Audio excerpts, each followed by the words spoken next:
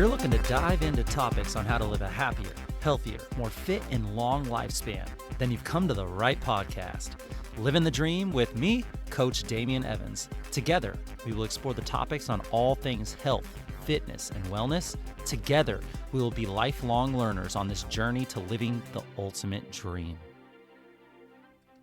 What up, Dream Team? Coach D here, coming at you from beautiful sunny San Diego, and welcome back to the Living the Dream podcast. We're going to conquer the middle of this week to explore total wellness in order to reach for your goals and in order to live your dream life. And today, we're hitting a topic that is way more common than most people realize.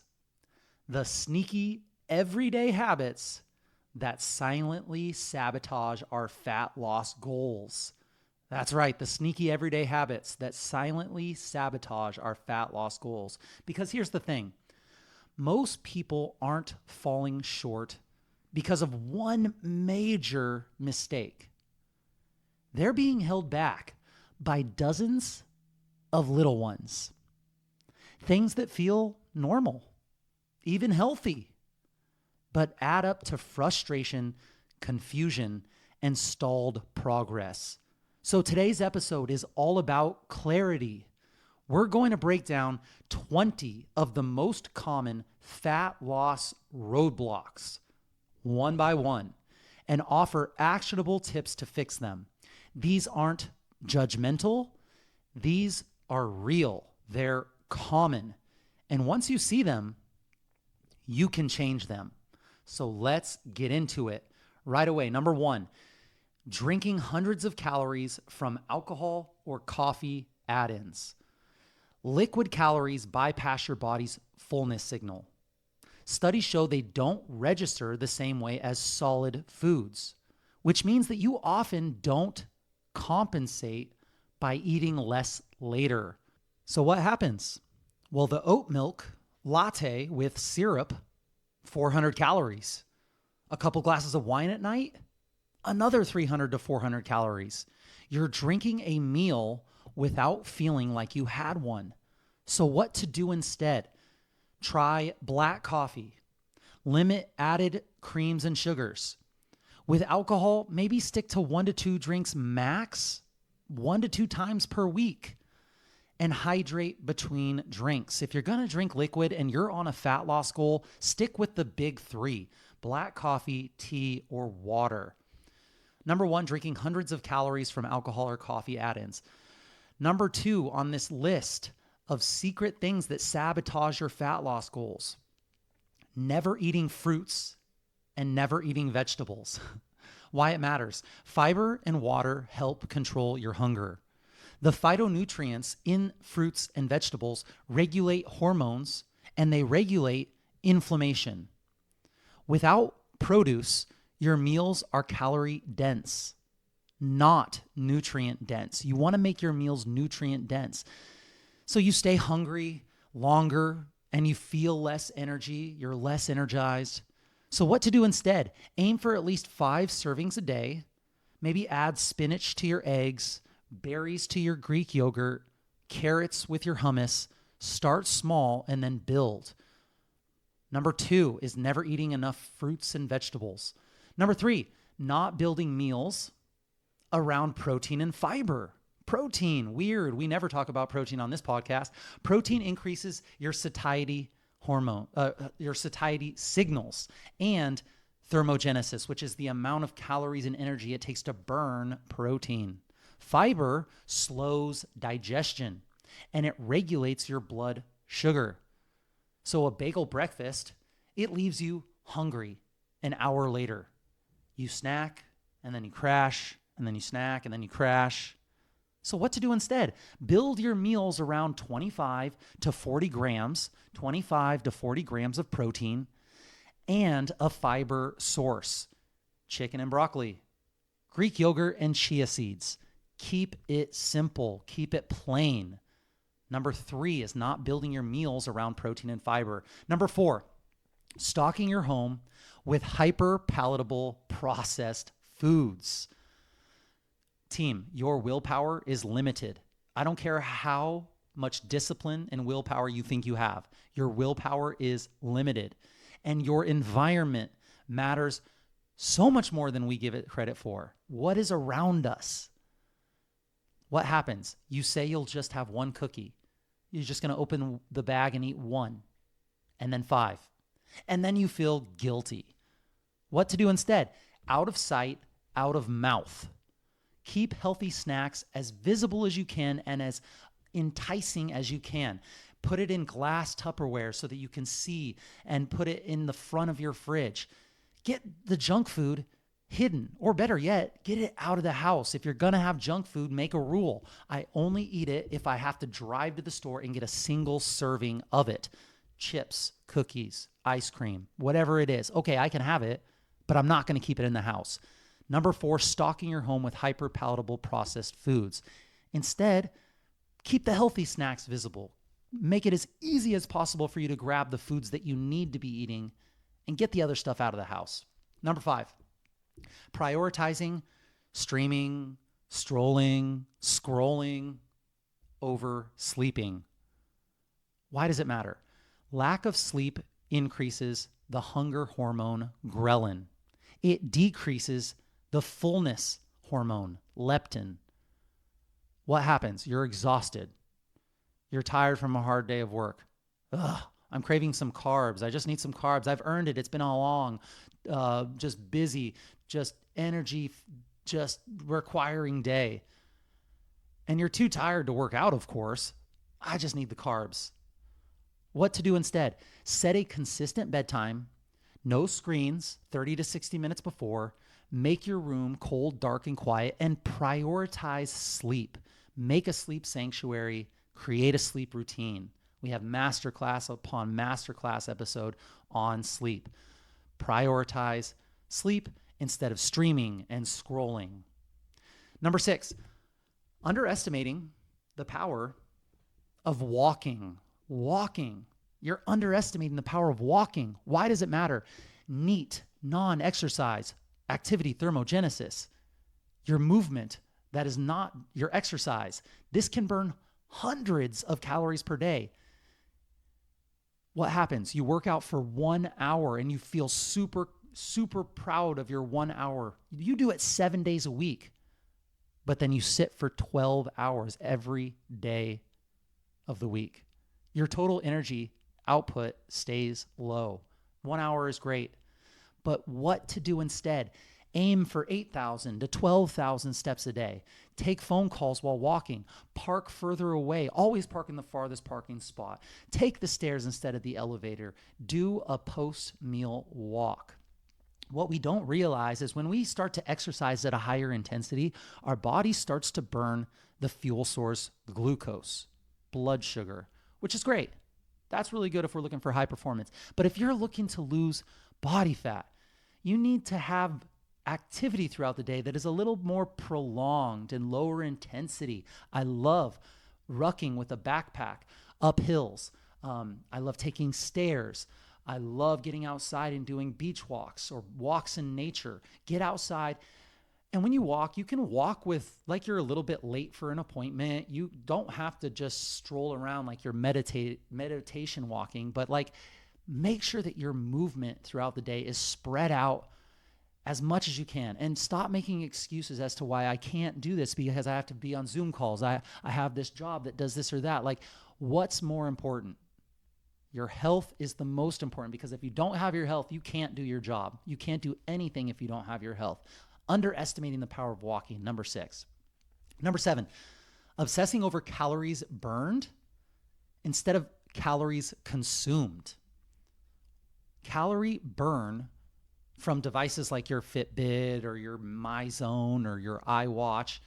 Man, these devices are great to have, but they are off. We are not at the point yet where we are accurate. They can be off by 20, 40. I've even seen by 70%. What happens? You earn, quote unquote, earn a 600 calorie meal based on your tracker, but really you only burn 300. So you eat and then you are now in a calorie surplus, and now you're going the opposite way. What to do instead? Use tracking apps for your food like MyFitnessPal or Chronometer. There's tons of different apps out there, Macro Factor, just to understand calorie intake, just to get a good idea. You're probably going to be pretty off. There are professional nutritionists who can underestimate or overestimate on serving sizes. Like, of course, you are going to be as well. Try your best when you first start this to grab a food scale. It's super cheap on Amazon, and weigh your food in grams and ounces, and track just what you're eating, and track the dips, the sips, the licks, all the tiny little tastes. Those add up. Don't rely on watches or gadgets to tell you how much you're burning. Just do your physical activity and make that a constant variable. And then instead, think about the calories consumed. Track those, get a good idea of what serving sizes are, and you'll be on the right track. Number 7, obsessing over calories burned instead of calories consumed. Number 8, over-relying on takeout and delivery, eating out in restaurants. You can't control the oil, the salt, the sugar, the portion size. You can't control it when you eat out. That healthy bowl that you got at Chipotle ends up being 1,200 to 1,800 calories. You have no idea what it's at. You don't know if that person getting your food has a heavy-handed scoop or is light. It's really hard to track. You don't know what's going in the food. You don't know what they cook it with. So what to do instead? Cook at home more. Cook at home more. Batch cook your proteins. It's so easy to get just a bunch of chicken breast, to get a bunch of ground beef, ground turkey. Just batch cook that protein, put it in Tupperware, glass Tupperware. You could use a slow cooker or an Instant Pot, of course, things like that, but just try to get your food meal prepped. Start with just 2 to 3 homemade meals per week, and try to remove 1 to 2 eating out a week, depending on where you're at.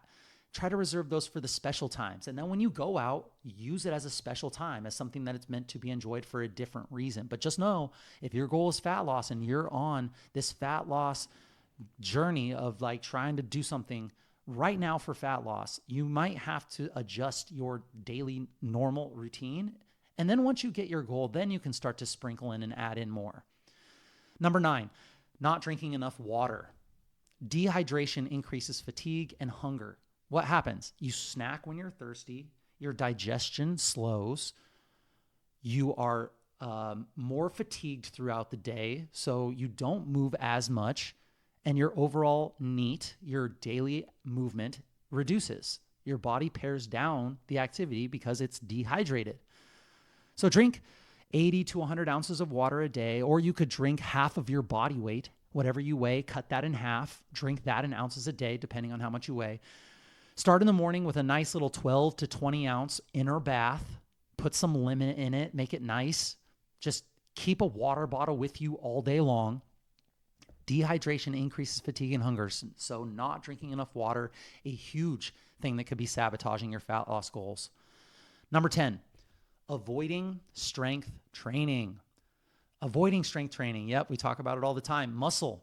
It increases your resting metabolism and it improves your body composition. Your muscle helps your body regulate blood sugar. When you eat a bunch of carbs, those with a lot of muscle, they can utilize that a lot better than those without. What happens? You lose weight because you're doing a bunch of cardio, but your shape doesn't change. You become a smaller version of what you already were. You become what they call skinny fat, where you are thin on the outside, but fat on the inside. So what to do instead? Strength train. Strength train. Try to get each major muscle group at least twice per week. I like to say strength train 2 to 4 times per week. If you do 2, you do 2 full body workouts a week. If you do 4, you do an upper, lower, upper, lower. Make it simple. You can start with body weight, and then you can add resistance bands, and then you can add weights, whatever it is. Start strength training. Track your progress. Progressively overload. We've done a few episodes on progressive overload, so feel free to check those out and let me know if you can't find them. All right, we're halfway through these things. Let's keep on rolling. Number 11, starting the day with ultra-processed foods and caffeine. Sound familiar? Muffins, breads, toast. What else do we eat? Orange juice. We eat the bagels, the croissants, cereals. Ugh, you got to stop the ultra processed, high carbohydrate foods. You spike your insulin and then cortisol. And then you go through these crashes throughout the day and you're on this wave of hunger. What happens? You feel jittery when you do too much caffeine. You are hungry and then you're sluggish again by 10 a.m. What to do instead? Eat protein early. Eat protein, fat, and fiber. Do that before caffeine and you will see huge results. Try eggs, avocados, berries. Try taking the protein that you make from dinner the night before, cooking a little extra and throwing it in a scramble. Starting the day with ultra-processed foods and caffeine, I guarantee you if you change this, you'll see some change towards your fat loss goals. Number 12, not moving after eating, not moving after your meals. Walking reduces post-meal blood sugar spikes. It helps to support digestion and get that blood sugar used. What happens when you eat and don't move, you feel bloated, you feel tired after meals, and then you move less. So what to do instead? Dedicate a 10-minute walk after breakfast, lunch, and dinner. It's so simple, it's so powerful, and it's backed by research. Walk after your big meals. You will see a difference. You will see results. Number 13, distracted eating. Oh yeah, multitasking while eating. This delays our fullness cues. We end up eating more. We overeat because our brain isn't paying attention. Turn off the screens, sit down, take a couple of deep breaths, slow down, and chew your food. Enjoy mindful eating. Think about where the food came from, where it went to get to your plate. Be grateful for the food that you have. Take away all the other things that you're doing while eating. Stop, sit down, breathe, and chew. Number 14, guessing your calories. Guessing your calories without tracking. People underestimate calories by 300 to 700 or even more per day. What happens when you're in a surplus and you eat that many calories and you don't know it? You're going to be putting on body fat. If you're thinking you're in a maintenance or you're in a calorie deficit and you're underestimating calories by 700 a day, just 500 a day for a week is a pound of body fat about. So what to do instead? Track your intake for 1 to 2 weeks. Try to be as accurate as you can. Use that scale. It does build powerful awareness, even if you don't track forever, which you shouldn't have to track forever. It becomes a little more intuitive. You'll find meals that you know have about this macro breakdown and this calorie amount, and you'll start to be a little bit more intuitive in the way you eat. But just track your intake for a little bit. Guessing your calories without tracking is a huge, huge factor that will take you away from your fat loss goals. Number 15, believing every wellness influencer online. We can all relate. We've been scrolling through our social media feed and we hear that eggs are bad and milk is bad and meat is bad and everything is bad and we should just pretty much fast all day long. Anyone can share advice. Not everyone should. What happens? You waste your time, your energy, and your money chasing down hacks that don't work. You invest all of your money and time and energy into the 1%, the supplements, the devices, the gadgets, instead of look for the evidence-based voices, the ones who you can trust, who cite research and talk about sustainability and talk about doing it the right way, who can back it up, who walk the walk, who look great and look healthy. Like, not that doesn't work all the time. Like, there are some really jacked influencers online that look great, but if you look at the people like Mark Sisson and Peter Attia who have been there, who have done that, who are talking about things that really apply to the masses and can help people, and it's like about pulling the big levers, the movement, the nutrition, the stress management, the sleep, all those big pillars. Those are the things that move the needle the most. So stop believing every wellness influencer online. Trust those who cite their research, who talk about sustainability, who talk about doing it the right way. Number 16, grazing on ultra-processed snacks throughout the day. Grazing, snacking. Snacking leads to more insulin spikes and more total calories. You feel like you're eating nothing, but then you still gain weight. So what to do instead? Eat satisfying meals. Eat well-rounded protein, fat, and carbohydrate meals. Plan your snacks intentionally if you need them. Avoid constant munching. Give your digestive system an opportunity to digest your meals. Make sure that you are keeping track of all the things you are eating. Snacking, it's so easy just to have a handful here and a bite here and there, and it just is. It will add up in the long run. So, number 16, grazing on ultra-processed snacks throughout the day definitely will hinder your fat loss goals. Number 17, we're getting close here. Choosing extreme diets. Extreme equals unsustainable. High intensity to start equals failure in the long run. What happens is you lose weight fast and then you rebound hard. Stop choosing extreme diets. Choose something you can see yourself doing for 6 months, for a year, forever. Habits are way greater than hacks. Habits are way greater than hacks. Consistency over intensity. Find something you can do long term. Make it well-rounded. Do the things that we've been doing for millennia. Do the things that our ancestors have been doing. Eat well-balanced meals. Stop choosing extreme diets and cutting out macronutrients or demonizing certain foods. Make sure you choose something that you can do long-term. Number 18, comparing yourself to social media highlight reels. Remember, you're not seeing everyone's struggle. You're just seeing their highlights, their flex, their best moments. You feel like you're failing when you do this. You give up. So stop comparing yourself to social media highlight reels. Just because Susie over here did this in a month, lost 30 pounds in a month, doesn't mean we know what happened. Doesn't even mean that she's telling 100% of the truth. Instead, focus inward. Track your small wins. Your journey is your own. Stop comparing yourself to other people. Your chapter 1 has nothing to do with someone else's chapter 20. Number 19, cutting out all the foods that you love. Deprivation, it creates cravings.